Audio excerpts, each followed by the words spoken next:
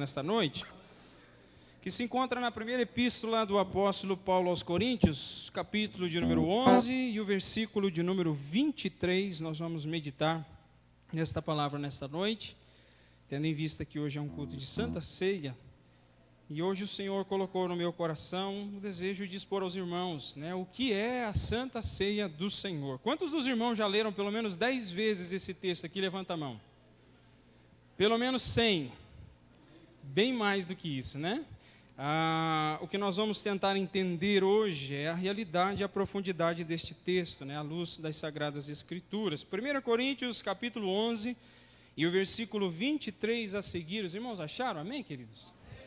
Que diz assim: porque eu recebi do Senhor o que também vos entreguei, que o Senhor Jesus, na noite em que foi traído, tomou o pão, e tendo dado graças, o partiu e disse: isto é o meu corpo que é dado por vós, fazei isto em memória de mim.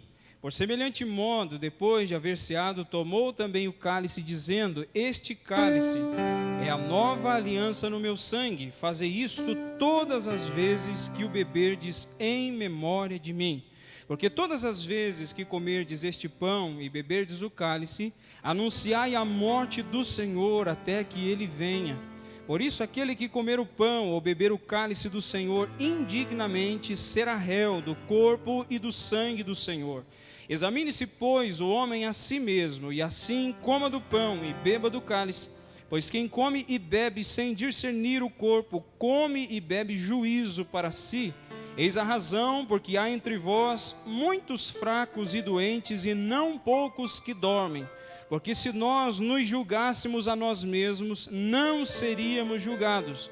Mas quando julgados, somos disciplinados pelo Senhor, para não sermos condenados com o mundo. Amém?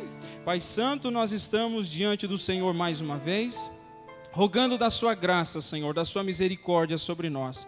Hoje, Senhor, nós temos a oportunidade, Pai, deste momento solene da Santa Ceia participar, e nós estamos muito alegres por isso, Senhor. Que nessa noite o Senhor abra o nosso coração, ilumine, Senhor, a nossa alma para entendermos, Senhor, que este ato, Senhor, é um ato poderoso diante da sua presença, e que nós devemos fazê-lo com quebrantamento de coração e temor diante do Senhor. Seja conosco neste momento, Pai, nós te pedimos em nome do Senhor Jesus. Amém, Cristo? Tome assento, por gentileza. Glória a Deus. Queridos irmãos, o texto que nós temos diante de nós, ele realmente é um texto que muitas vezes é lido, Como eu perguntei para os irmãos aqui, eu sabia da resposta, Que os irmãos muitas vezes já ouviram esse texto. Mas a pergunta mesmo é: quantos de nós entendem esse texto? Quantos de nós sabemos o que esse texto realmente quer dizer? Essa passagem, ela está dentro de uma epístola que narra um pouquinho da história interna de uma das igrejas mais problemáticas do Novo Testamento. Eu vou ser bem sincero para os irmãos, eu não gostaria de ser pastor da igreja de Corinto, irmãos. Eu não gostaria. Se o pastor Carlos Eduardo me chamasse e falasse assim: você vai assumir a igreja de Corinto, eu diria para ele assim: passa, Passa para outro. Porque a igreja de Corinto era uma igreja muito abastada de dons, uma igreja muito rica de dons, porém era uma igreja muito imatura. Paulo teve de tratar vários problemas dentro desta igreja, do capítulo 1 até o capítulo 3, Paulo está tratando da imaturidade, porque dentro da igreja de Corinto havia partidarismo. Alguns gostavam mais de Paulo naquela igreja, outros gostavam mais de Apolo, outros gostavam mais de Pedro, e outros diziam que não gostava de nenhum dos três particularmente, mas que gostava de Cristo. E todos estavam ali se dividindo em suas opiniões, e a igreja estava rachando. Paulo também tem que lidar dentro dessa igreja, porque existe um jovem que está adulterando com a sua madrasta, e os líderes da igreja não fizeram nada para resolver esse problema. E Paulo precisa dizer para ele: retire esse homem da comunhão, não permita que este homem continue participando ativamente, sem que a disciplina seja aplicada sobre ele. Paulo precisa resolver também circunstâncias de alimentação, de litígio, de casamento e vários outros problemas que esta igreja tinha. E aqui também, nessa passagem, Paulo está resolvendo mais um problema. O que existia na igreja de Corinto era uma festa chamada de ágape, a festa do amor.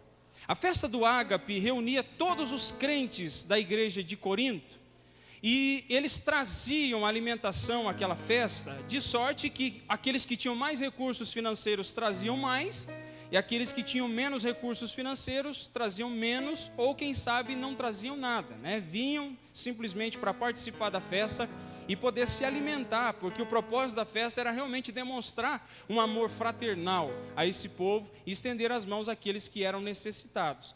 O grande problema é que estes irmãos estavam caminhando num caminho de dissimulação, porque aqueles que tinham mais condições financeiras chegavam primeiro, e chegavam primeiro com as comidas melhores, e eles comiam antes que os irmãos mais pobres chegassem na igreja. Você imagina, irmãos, que algum dos nossos irmãos aqui, a gente faz uma festa do Ágape, e alguém começa a trazer coxinha, alguém começa a trazer pastel, alguém começa a trazer pão com vina. Tem alguém que gosta de pão com vina, não? Glória a Deus. Tem um presbítero aqui que eu conheço, irmãos, eu sei que ele gosta. E os irmãos começam a trazer, aqueles que têm recursos começam a trazer, mas começam a comer primeiro. E quando os irmãos mais humildes chegam nessa festa do Ágape, o que eles encontram? Eles encontram o resto da alimentação. E Paulo vai realmente censurar a igreja de Corinto e dizer: irmãos, o que vocês estão fazendo não é correto. E ainda existia um outro problema, e é por isso que Paulo escreveu essa passagem. A igreja de Corinto estava misturando a festa do Ágape com o partir do pão, com a ceia do Senhor. E Paulo precisa dizer para estes irmãos que é necessário fazer uma distinção entre o que é a festa do Ágape e o que é a mesa do Senhor. E é isso que nós vamos meditar nessa noite. O que é a ceia do Senhor? O que é ceiar? O que é participar da mesa do Senhor Jesus Cristo? É o que nós vamos procurar entender aqui nessa noite em nome do Senhor Jesus. Queridos, algo que nós precisamos entender, existe dentro da nossa tradição cristã, depois da reforma protestante, né, nós que somos chamados de cristãos protestantes, existem dois sacramentos que nós não abrimos mão desse sacramento, porque as Escrituras não abrem mão desses sacramentos. A Igreja Católica Romana, ela aceita alguns outros, mas nós reconhecemos, biblicamente falando, somente dois sacramentos, que é batismo e Santa Ceia. Para que nós entendamos um pouquinho, o batismo, ele existe dois aspectos dentro das Escrituras que vão nos mostrar a sua realidade. Na história da igreja se levantaram algumas pessoas com uma doutrina enganosa e eles diziam que o batismo era salvífico. Então eles pensavam que uma pessoa que descesse as águas batismais, ela estava naquele momento sendo salva por causa das águas do batismo. Mas as Escrituras vão nos mostrar que o batismo nas águas, ele não é salvífico, mas ele é uma expressão externa daquilo que interiormente o Espírito Santo já fez. É um testemunho público diante dos homens daquilo que o Espírito Santo já operou no coração deste homem e desta mulher. Você pode dizer amém? Você está entendendo até aqui? O batismo em águas é um batismo que representa exteriormente aquilo que o Espírito Santo já realizou interiormente. Mas a palavra batismo também no Novo Testamento, ela vai fazer menção do ato que o Espírito Santo faz de inserir o novo crente dentro do corpo de Cristo. O que é isso? Paulo, pelo menos duas passagens nós temos aqui, que Paulo reforça essa ideia. A primeira delas é Efésios capítulo 4, que Paulo vai dizer que existe um só batismo. E quando Paulo diz essa palavra, ele está dizendo que este batismo é exatamente o batismo que o Espírito Santo opera, pegando este novo crente e inserindo dentro do corpo. Para que você entenda melhor, imagine que você precisa de um transplante renal. Você tem insuficiência renal, seus rins pararam de funcionar e você precisa fazer um transplante. De onde vem o rim que você vai implantar? Vem de outra pessoa, vem de outro organismo. Mas a partir do momento que a cirurgia é feita e este rim é implantado em você, esse rim passa a ser seu. Você não vai conversar com o rim e dizer para o rim: ó, você pertence ao indivíduo lá, funciona direitinho aí. Não, porque ele já está ali dentro. Ele vai começar a funcionar ali dentro daquele corpo, né, do seu corpo, de maneira normal, compartilhando juntamente com todos os outros membros. O que o Espírito Santo de Deus faz comigo, com você e com todos aqueles que são salvos em Cristo Jesus, que são alcançados pela graça, é inserir estas pessoas no corpo de Cristo. A outra passagem que nós temos é 1 Coríntios capítulo 12, versículo 13, que Paulo vai nos dizer que todos nós fomos batizados em um Espírito, formando um corpo. E é isso que Paulo vai nos dizer que funciona como o batismo, né? A realidade, ou descendo as águas, ou entrando e fazendo parte do corpo do Senhor Jesus Cristo. Eu queria fazer uma pergunta para você: você faz parte do corpo de Cristo? Se você faz parte do corpo de Cristo, então eu e você estamos unidos neste mesmo corpo, mas o cabeça continua sendo o Senhor Jesus Cristo. A passagem que temos diante de nós vai revelar e vai quebrar qualquer tipo de dúvida a respeito de quem criou a Santa Ceia. A Santa Ceia não é invenção de Paulo. A Santa Ceia não é invenção dos apóstolos. A Santa Ceia não é invenção de algum cristão na Judéia. A invenção da Santa Ceia, quem criou a Santa Ceia foi o Senhor Jesus Cristo. E Paulo vai nos dizer que eu recebi do Senhor o que também vos entreguei. E ele vai dizer para nós não somente quem criou a Santa Ceia, mas quando a Santa Ceia foi criada.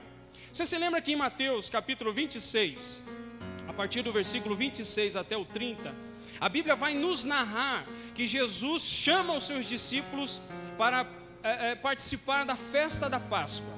Eles estão dentro do cenáculo e eles estão comemorando a festa da Páscoa. Mas ao findar essa comemoração, o que nós temos ali dentro é o Senhor Jesus Cristo pegando pelo menos 2 elementos, somente 2 elementos, para poder inserir a realidade da Santa Ceia a partir daquele momento.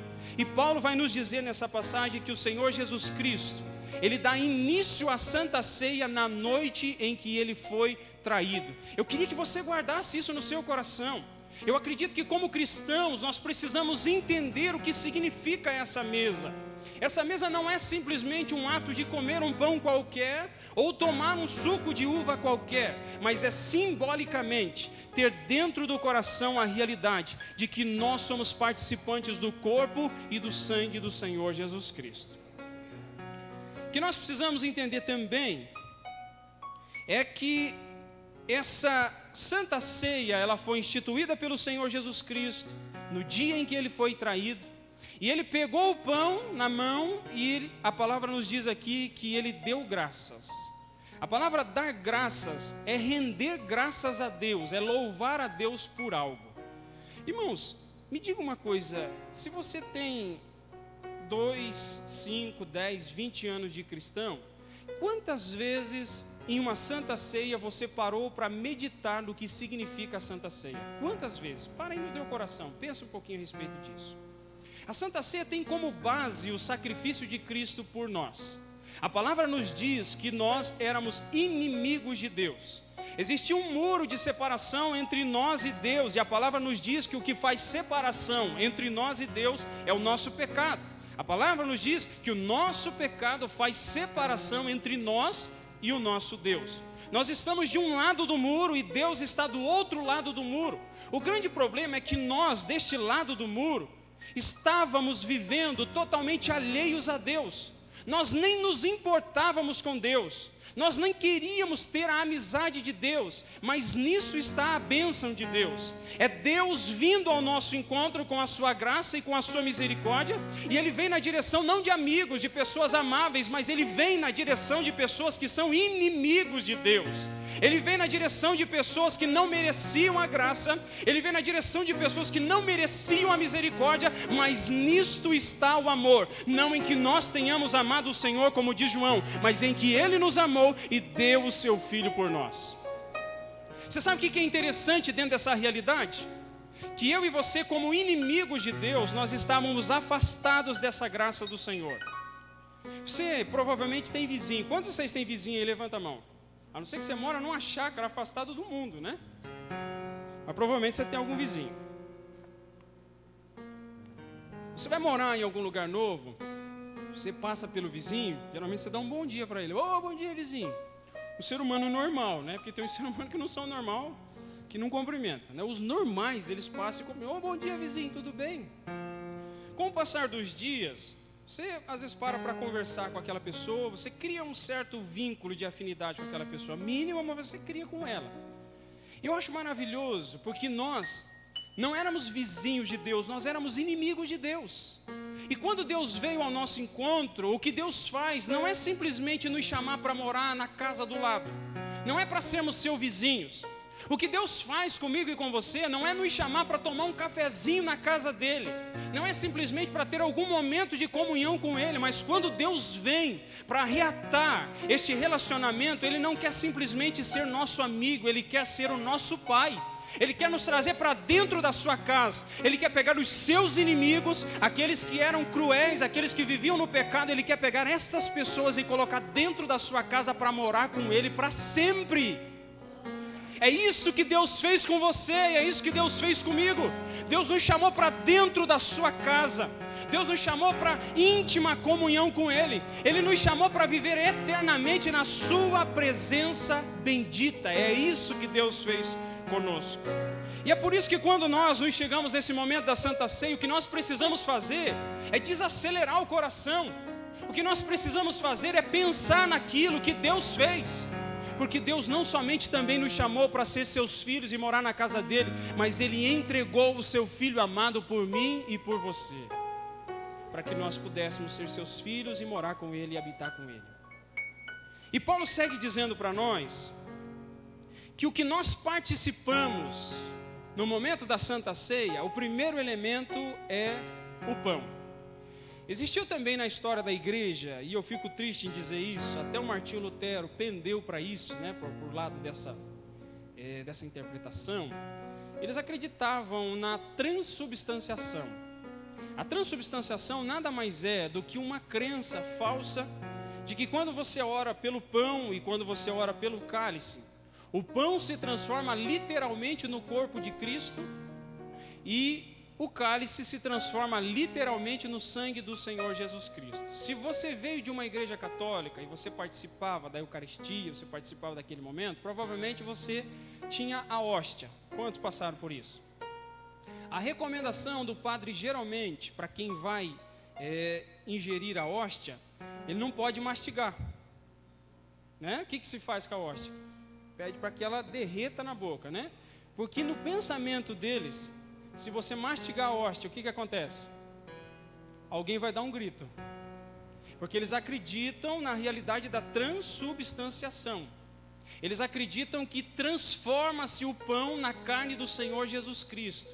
Mas o que nós temos diante de nós é Paulo refutando esta ideia, dizendo que este pão que acabou de ser consagrado, ele continua sendo pão depois de orado. Ele não muda, ele continua sendo a mesma substância, a mesma farinha, continua sendo pão. Ele é simplesmente um símbolo do corpo do Senhor Jesus Cristo. E por que um símbolo do corpo do Senhor Jesus Cristo?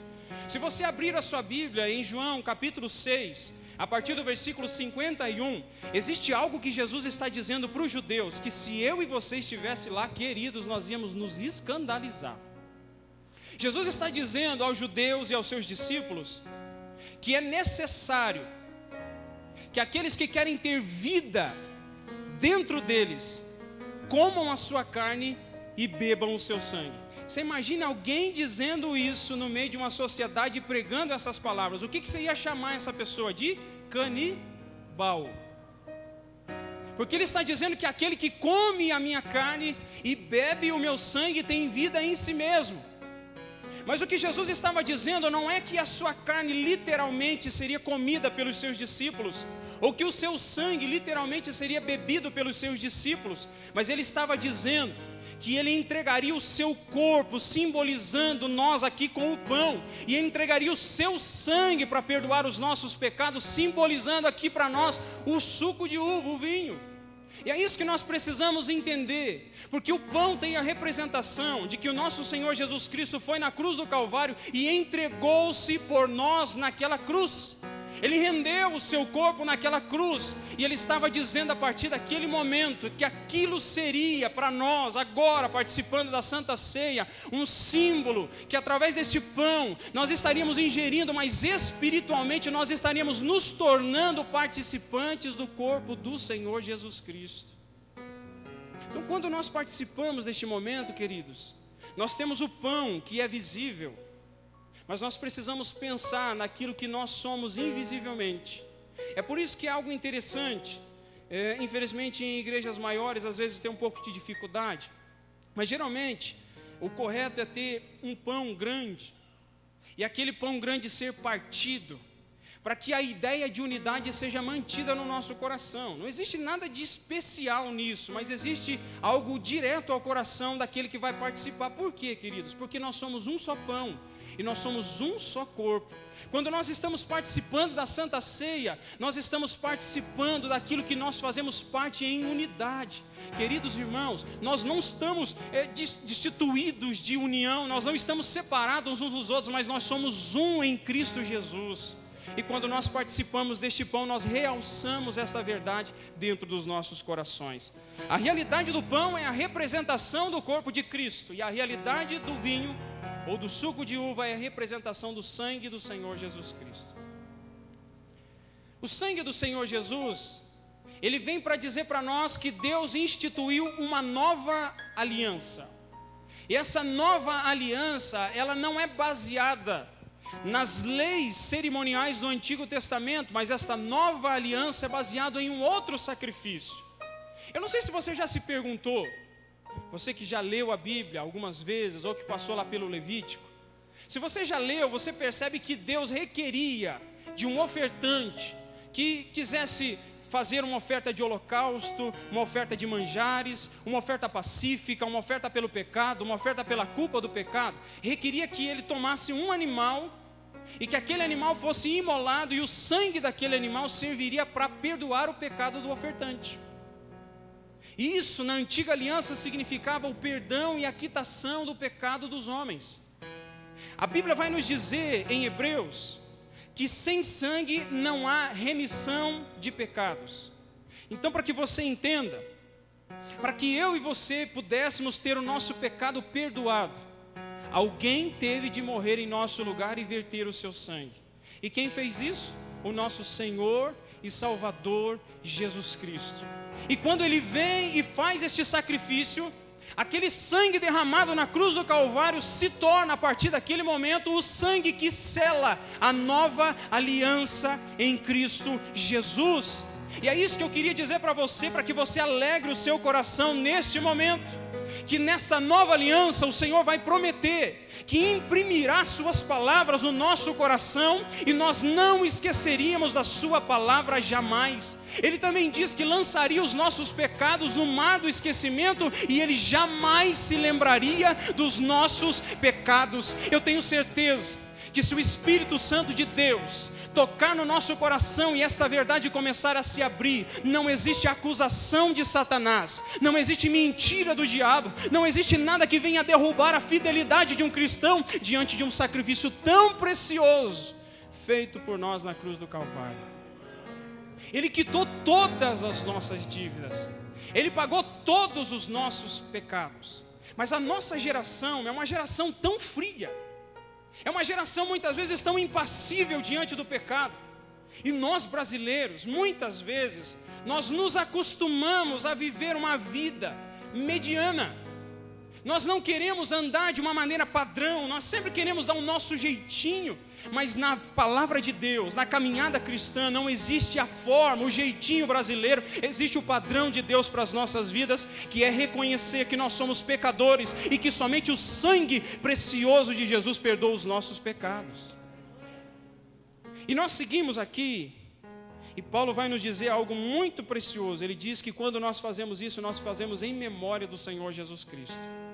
Nós pensamos nele, nós de todo o coração meditamos aquilo que Ele fez por nós e nos derramamos em sua presença. E precisamos fazer isso. Eu quero entrar com os irmãos aqui em algo muito importante, que a partir do versículo 27, Paulo vai anunciar para nós quem pode participar da Santa Ceia. E eu pergunto para você, quem que pode participar da Santa Ceia? Vamos ler aqui o que Paulo diz, versículo 27, ele diz assim: por isso, aquele que comer o pão ou beber o cálice do Senhor indignamente será réu do corpo e do sangue do Senhor. Paulo diz para nós que quem vai participar da Santa Ceia precisa ser digno de participar. No caráter de dignidade, não significa ser isento de falhas, erros ou pecados. Porque nesse caso, nenhum de nós poderia participar.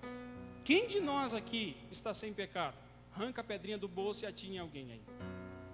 Porque todos nós falhamos e tropeçamos em muitas coisas, como diz Tiago.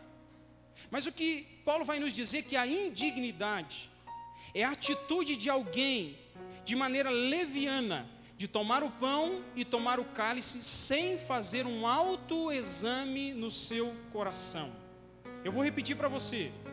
Estar indigno para participar da Santa Ceia é alguém que pega o pão ou que pega o cálice sem antes fazer um exame no seu próprio coração. E aqui o negócio vai ficar um pouquinho mais estreito para tudo nós, até eu. Por quê? Porque é um autoexame pessoal, é por isso que chama de auto, porque é um exame que eu faço no meu próprio coração. Não é eu sentado aqui e ficar fazendo um autoexame do pastor Gerson. Eu acho que ele não devia participar não, hein? Acho que não devia, não. É autoexame, é examinar o meu próprio coração. E Paulo vai nos explicar que este autoexame é um autoexame para que nós possamos discernir aquilo que existe dentro de nós. Queridos irmãos, muitas vezes, algumas pessoas adotam dois tipos de postura diante da Santa Ceia. Ou elas participam, estando indignas de participar, ou elas deixam de participar porque estão indignas e não procuram acertar a situação. Você sabe o que acontece? A indignidade acontece quando eu firo, de alguma maneira, a lei de Deus. Quando eu peco contra Deus ou quando eu peco contra o meu próximo. Existem muitas pessoas que tomam o pão e tomam o cálice, né, no sentido de pegar, eu estou dizendo tomar, pegar o pão e pegar o cálice, estando com o coração dividido contra o seu irmão. Pessoas que estão brigadas, pessoas que estão roubando na sua empresa, pessoas que estão sonegando imposto, pessoas que estão roubando o Wi-Fi do vizinho. É isso que nós precisamos entender aqui, queridos. Porque existe... não fica se olhando agora não, querido. Não balança a cabeça. Não se entrega.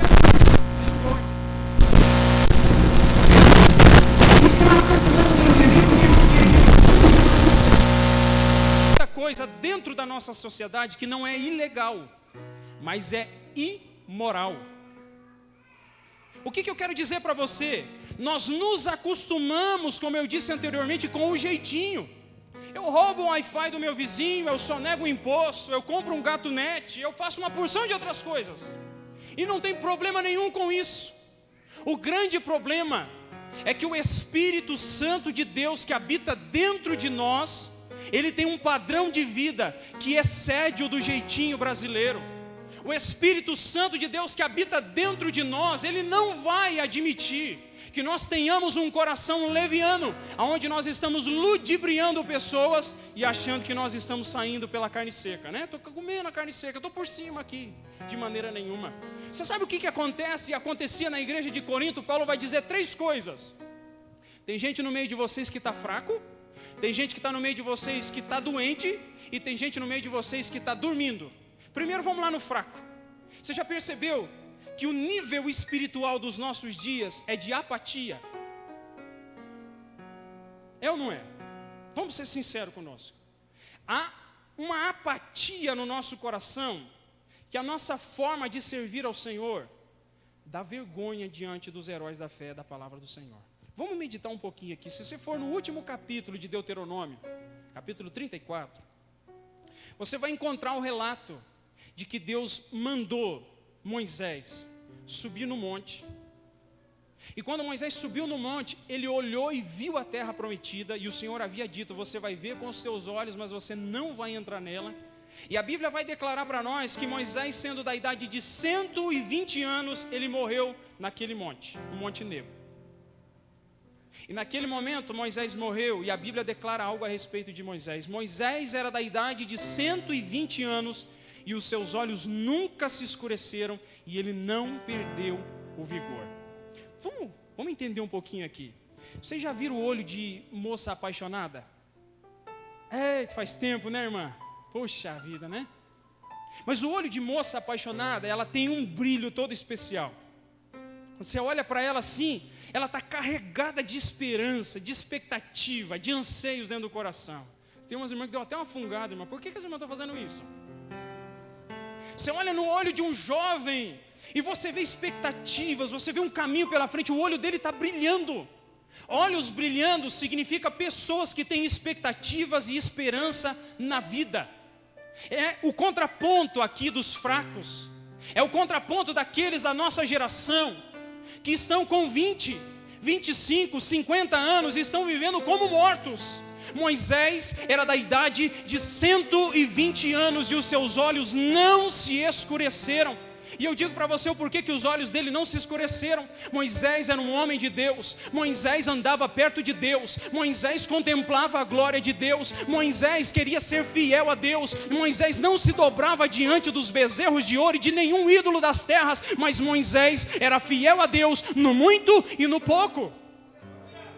O que Deus está querendo nos dizer através dessa palavra, reveja os seus conceitos, reveja os seus padrões de vida à luz das Escrituras, e veja se você não está deixando uma brechinha no seu coração, que está esvaindo a graça de Deus do seu coração. Faltou água na casa de algum dos irmãos aí? Não faltou? Faltou ou não faltou? Quem faltou, levanta a mão que eu quero ver aí. Então Deus me elegeu, irmãos, que na minha casa não faltou num dia nenhum, graças a Deus, né? É porque eu moro muito longe, irmãos, é por isso que não acabou. O que você percebe? Se você tem uma caixa d'água de 500 litros, você olha uma torneira e o reparo está estragado. Torneira lá do quintal, está com o reparo estragado. Você diz, não, acabou a água mesmo, né? Vai ter o racionamento e eu acho que eu não vou mexer com essa torneira agora não, outro dia eu compro o reparo dela. Você deixa aquela torneira pingando. Você já colocou um balde debaixo da torneira pingando? Você já viu quanta água sai dali, daquele pinga-pinga? Pode esvair uma caixa d'água, aquele pinga-pinga? Pode esvair. Você sabe o que eu estou querendo dizer para você nessa noite? Que existem coisas, existem padrões de vida que estão esvaindo a graça de Deus do nosso coração, gotinha por gotinha. Aí você olha para trás e diz assim, Senhor, há 2 anos atrás, 5 anos atrás, 10 anos atrás, o meu coração era tão fervoroso na Tua presença.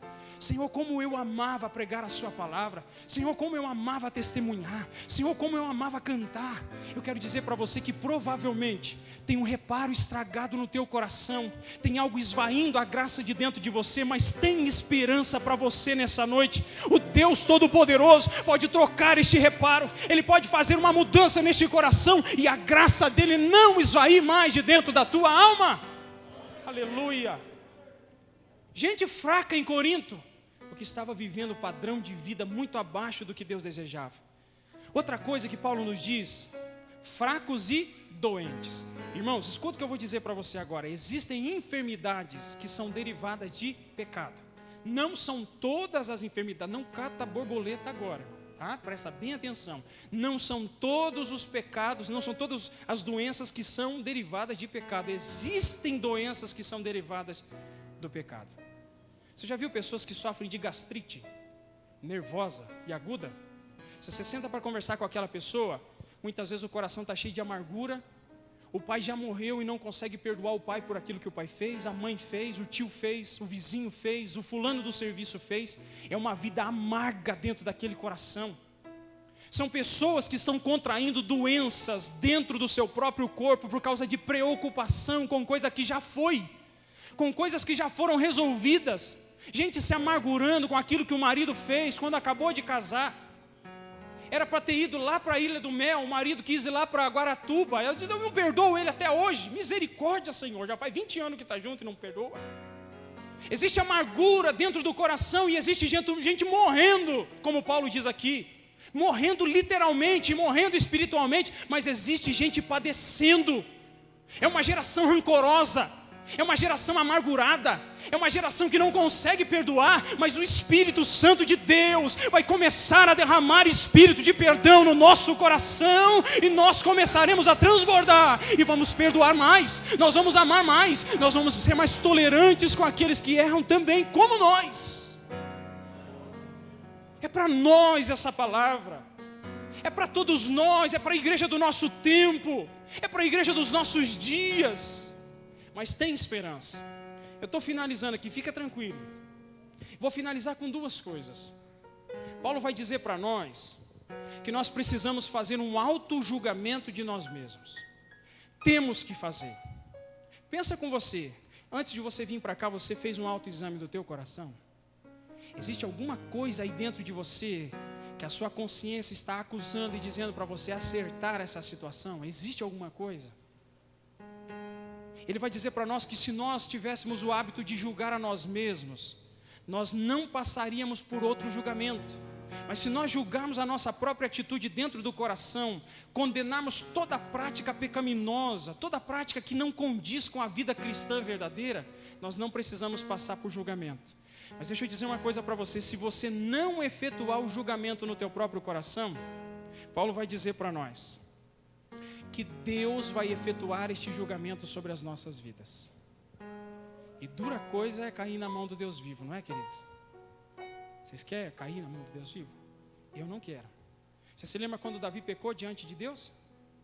Ele foi contar o povo de Deus e ele pecou contra o Senhor. E o profeta veio até ele e disse: Davi, escolha 3 coisas que ocorram, que você seja perseguido pelos teus adversários, né? Deu 3 opções para ele, e uma dessas opções era que uma praga entrasse no meio do povo e dizimasse parte do povo. E ele disse assim: eu escolho essa, porque é melhor cair na mão de Deus, porque Deus é rico em misericórdia. Existe um irmão que diz que Deus, um teólogo, ele diz que Deus é terrível, e Deus é terrível, irmãos. Ele é santo demais, Ele é puro demais, que quando eu paro para pensar nisso, meu coração treme diante de Deus, porque é santidade que eu não consigo imaginar. É algo muito puro, é algo muito santo, que os nossos olhos não conseguem contemplar a sua grandeza. Mas este Deus que é santo, Ele tem filhos que são pecadores e falhos, e na mesma medida que Ele é santo, Ele também é misericordioso e amoroso. E quando os seus filhos estão andando em caminho de rebeldia, você sabe o que Deus faz? Ele aplica disciplina sobre os seus filhos. A mão do Senhor começa a aplicar a disciplina da correção sobre nós. E como diz o escritor aos Hebreus, nós não devemos desmaiar ou sentir que nós estamos sofrendo uma aflição muito grande, mas Ele está disciplinando as nossas vidas porque Ele nos ama. A palavra diz que Deus disciplina cada um de nós porque Ele nos ama. Eu queria dizer uma coisa para você nessa noite. Tem alguma coisa que está te impedindo de participar da ceia do Senhor? Existe algum padrão moral na tua vida que você está vivendo muito aquém daquilo que Deus deseja? Você está dando o teu jeitinho brasileiro para viver a fé cristã? Nessa noite, é noite de arrependimento. Se nós clamarmos ao Senhor, se nós suplicarmos a misericórdia do Senhor, o Senhor com graça limpará os nossos corações e perdoará os nossos pecados. Se o meu povo, que se chama pelo meu nome, se humilhar, orar, buscar a minha face e se converter dos seus maus caminhos, o que Ele diz? Eu ouvirei dos céus, perdoarei os seus pecados e sararei a sua terra. Deus está anunciando para nós aqui no Guilhermina, Deus está anunciando no Brasil, Deus está anunciando no mundo que Ele está enviando a sua correção sobre nós, para que nós possamos viver uma vida santa na presença dEle. Você sabe o que vai acontecer quando nós estivermos vivendo dessa maneira na presença de Deus? Deus vai enviar o avivamento que nós tanto desejamos, que nós tanto oramos e que nós tanto suplicamos a Ele. Amém, queridos? Vamos se colocar de pé.